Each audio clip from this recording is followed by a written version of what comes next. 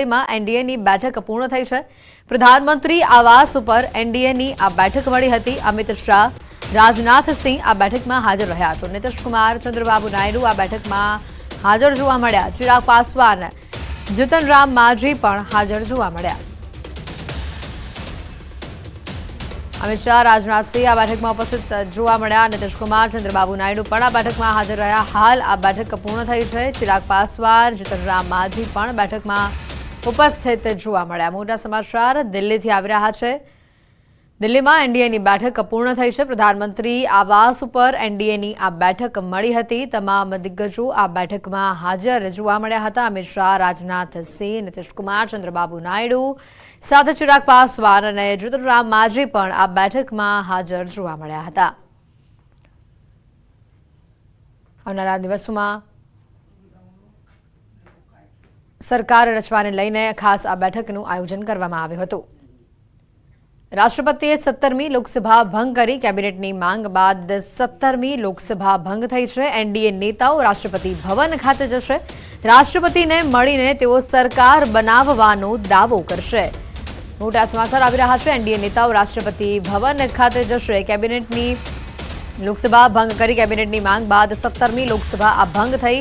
NDA નેતાઓ રાષ્ટ્રપતિ ભવન ખાતે જશે અને તે રાષ્ટ્રપતિને મળીને તેઓ સરકાર બનાવવાનો દાવો કરશે।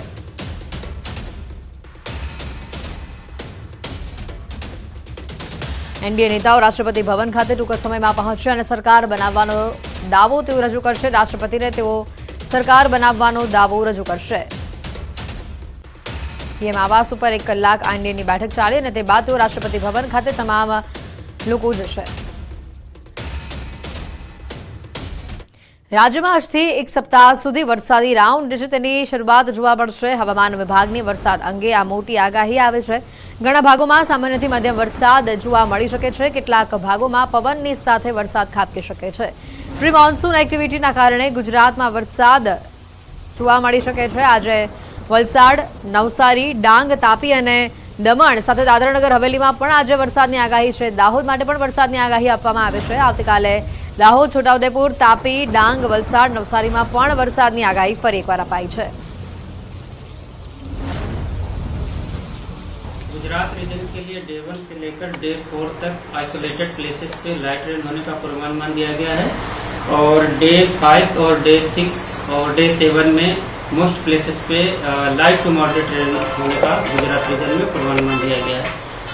और आज की बात करेंगे गुजरात रीजन में जहाँ पे लाइट रेन होने का पूर्वानुमान दिया गया है वो डिस्ट्रिक्ट है वलसाड़, नवसारी, डांग, दादरा, दमन और दादरा नगर हवेली, दमन और दाहोद और छोटा उदयपुर है।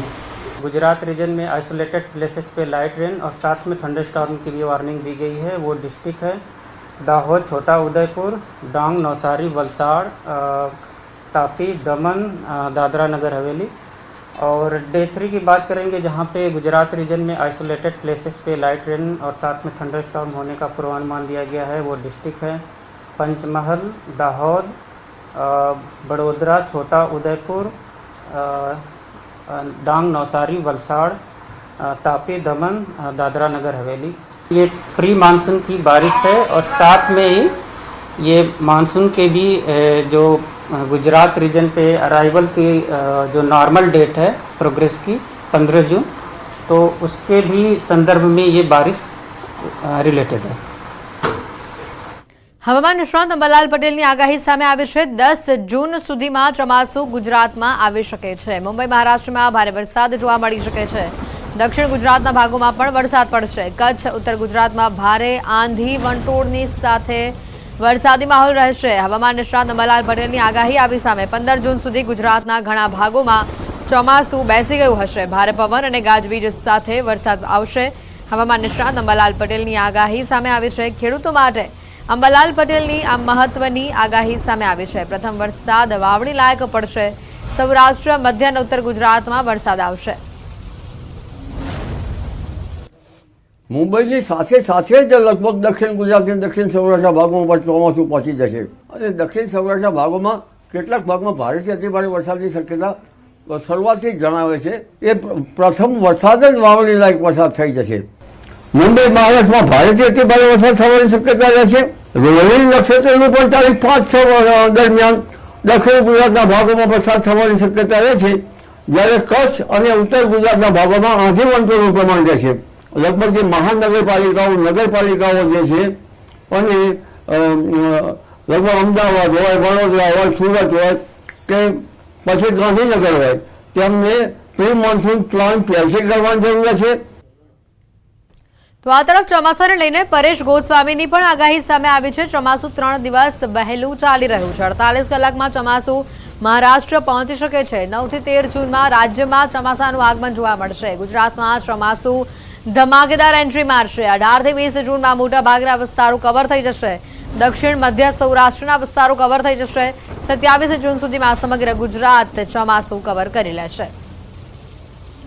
9 જૂનથી લઈ અને 13 જૂનનું જે સેશન હશે એ સેશન દરમિયાન રાજ્યના અનેક વિસ્તારોની અંદર તીવ્ર પ્રી મોન્સૂન એક્ટિવિટી થઈ શકે છે. એટલે કે તીવ્રતા સાથે ગાજવીજ અને પવન સાથે પણ રાજ્યમાં વરસાદની શક્યતાઓ છે. વલસાડ જિલ્લાથી નૈઋત્યની શરૂઆત થશે અને વલસાડ જિલ્લા બાદ સૌરાષ્ટ્રના 3 જિલ્લા હશે, જેમાં ગીર સોમનાથ, અમરેલી અને જુનાગઢ. ઓલ ઓવર ગુજરાતમાં 25 અથવા તો 27 જૂન સુધીમાં ચોમાસું કવર કરી લેશે. એટલે 13-14 જૂન થી લઈ અને 25-27 જૂન સુધીનું સેશન હશે એ સેશન દરમિયાન 2 થી 3 તબક્કાની અંદર ગુજરાતની અંદર વાવણી થશે અને આ સમયગાળા દરમિયાન રાજ્યના તમામ વિસ્તારોને ચોમાસું આવરી લેશે. 1 જુલાઈ થી લઈ અને 30 જુલાઈ સુધીનું સેશન હશે એની અંદર રાજ્યના અનેક વિસ્તારો હશે એની અંદર ડેમો ઓવરફ્લો થાય, નદી નાળા છલકાઈ જાય અને અનેક વિસ્તારોની અંદર અતિવૃષ્ટિનો પણ સામનો કરવો પડે છે. જામનગરમાં જોડિયાના લીંબુડા ગામમાં ખેડૂતોએ મગફળીનું આગોતરું વાવેતર જ કરી દીધું છે. લીંબુડા ગામના ખેડૂતો સારા વરસાદની આશાએ મગફળીનું વાવેતર કરી રહ્યા છે. જોડિયા પંથકમાં આવેલા લીંબુડા, વાવડી, હડિયાણા સહિતના ગ્રામ્ય વિસ્તારોમાં ખેડૂતો વાવેતર કરી પાણી પહેલા પાળ બાંધી રહ્યા છે. જૂન માસની શરૂઆત થતાં જ આગાહીકારોના અનુસાર ચોમાસું વહેલું બેસી શકે તેમ છે. ત્યારે કેટલાક ખેડૂતોએ વાવણીના શ્રી ગણેશ કરી લીધા છે.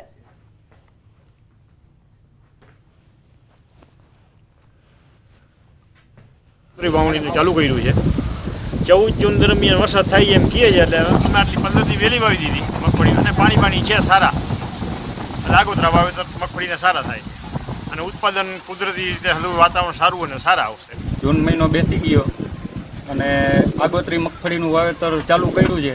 સારા વરસાદની આગાહી દીધેલી છે. વરસાદની આશા રાખી અને વહેલેસર સારો વરસાદ થઈ જાય એવી આશાથી મગફળીનું વાવેતર ચાલુ કરી દીધેલ છે. મોરબી માળિયા મિયાણા હાઈવે પર પેપર મિલમાં આગ લાગી છે. ખોખરા હનુમાનજી મંદિર નજીકની મિલમાં ભીષણ આગ લાગી છે. એલિક્સ પેપર મિલમાં લાગેલી આગથી દોડધામ મચી. પેપર વેસ્ટના કારણે આગ ઝડપથી પ્રસરી. મોરબી ફાયર વિભાગની ટીમો ઘટના સ્થળે પહોંચી હોવાની પણ માહિતી સામે આવી રહી છે. ખોખરા હનુમાનજી મંદિર પાસેની આ મિલમાં ભીષણ આગના દ્રશ્યો સામે આવ્યા. આગ લાગતા દૂર દૂર સુધી ધુમાડાના આ દ્રશ્યો સામે આવ્યા હતા. માળિયા મિયાણા હાઈવે ઉપર આવેલી પેપર મિલની અંદર આ આગ લાગવાના દ્રશ્યો સામે આવ્યા છે.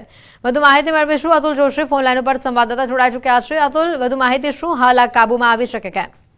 જી હેતવી, ચોક્કસથી જણાવી દઉં. મોરબી માળિયા હાઈવે પર આવેલ જે ખોખરા હનુમાનજી મંદિર છે ત્યાં નજીક આવેલ એલિક્સ પેપર મિલ છે. તેમાં આજે બપોરે અગમ્ય કારણસર એક આગ પ્રસરી હતી અને આ પેપર વેસ્ટના લીધે આગે વિકરાળ સ્વરૂપ ધારણ કરી લીધું હતું.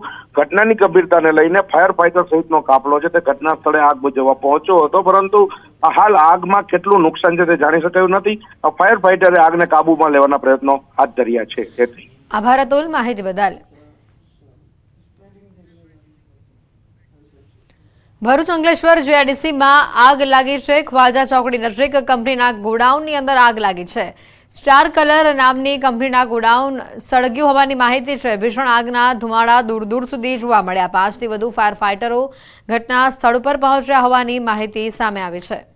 તો હાલ જે બે દ્રશ્યો સામે આવ્યા છે, બે અલગ અલગ આગની ઘટના, એક મોરબીથી અને એક આવી રહી છે અંકલેશ્વરથી. મોરબીમાં પેપર મિલમાં આગ લાગી છે, તો આ તરફ અંકલેશ્વરમાં એક કલર કંપનીના ગોડાઉનની અંદર આગ લાગી હોવાની માહિતી છે.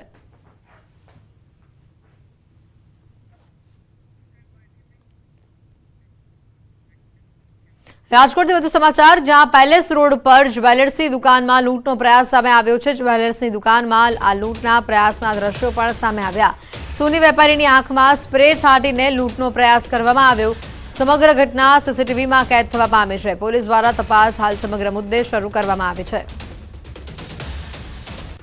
સમગ્ર ઘટનાના આ સીસીટીવી પણ સામે આવ્યા છે કે જ્યાં આરોપી ચોરી કરવાના બહારે અંદર શોરૂમમાં ઘૂસે છે અને જ્વેલરની આંખમાં તે સ્પ્રે નાખવાનો પ્રયત્ન કરે છે, જોકે જ્વેલરની સમય સૂચકતાથી ચોરીની ઘટના અહીંયા નિષ્ફળ સાબિત થાય છે.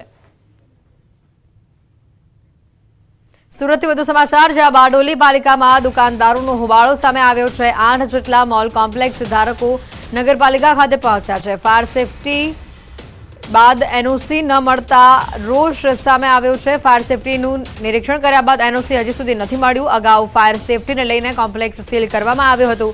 ચીફ ઓફિસર અને પાલિકા પ્રમુખને ઉગ્ર રજૂઆત આ મુદ્દે કરવામાં આવી છે.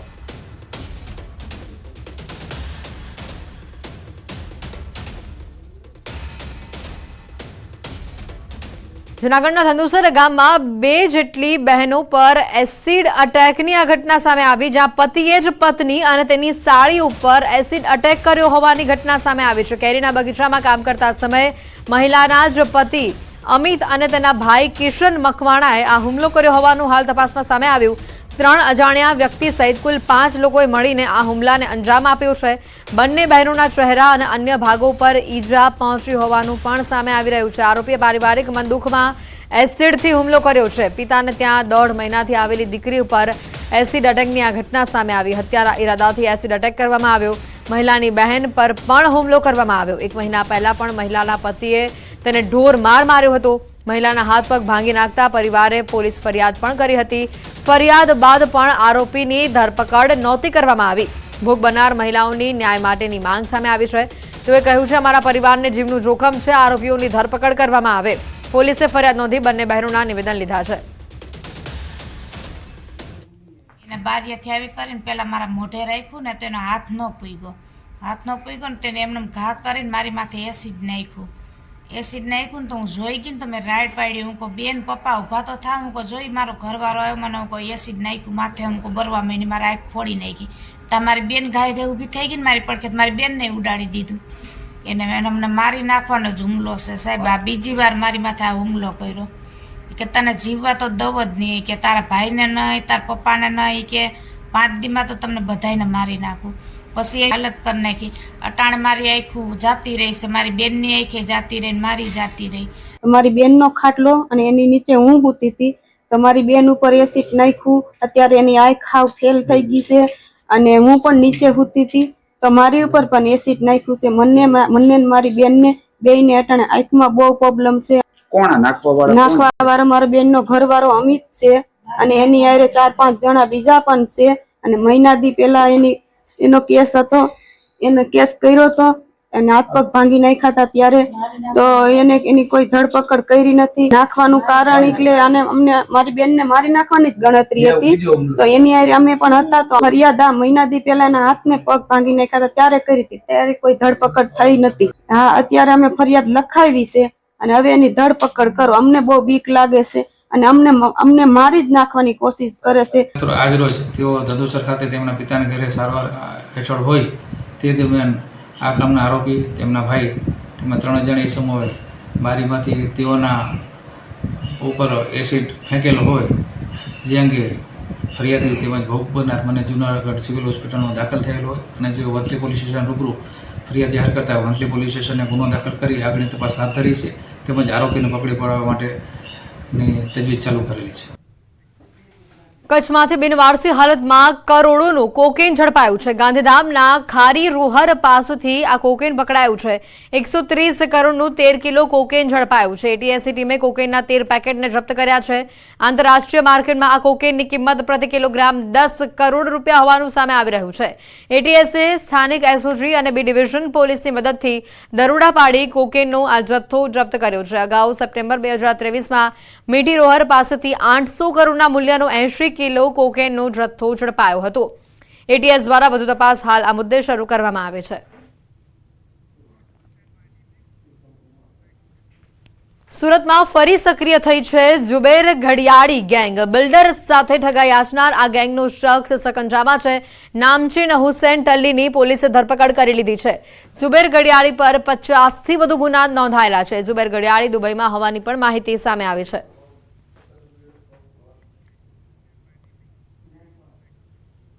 અમરેલી ધારી નજીક આવેલા મોરજર ગામમાં સિંહ ઘૂસી આવ્યો. મોરજર ગામના એક ખાસ કરીને પશુ બાંધવાનો જે વાડો હતો ત્યાં સિંહ ત્રાટક્યો.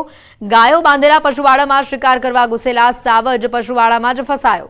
સિંહ અંદર ઘૂસ્યા બાદ પશુવાડાનો દરવાજો બંધ થતા સાવજ અંદર જ ફસાઈ રહ્યો. પશુવાડામાં બાંધેલી વાછરડીનો શિકાર કર્યા બાદ બહાર નીકળતા મતતા સાવજનો આ વિડીયો પણ વાયરલ થઈ રહ્યો છે. અંતે કેટલાક લોકો ત્યાં પહોંચ્યા અને પશુવાડાનો દરવાજો ખોલતા સિંહ ત્યાંથી નાસી છૂટ્યો.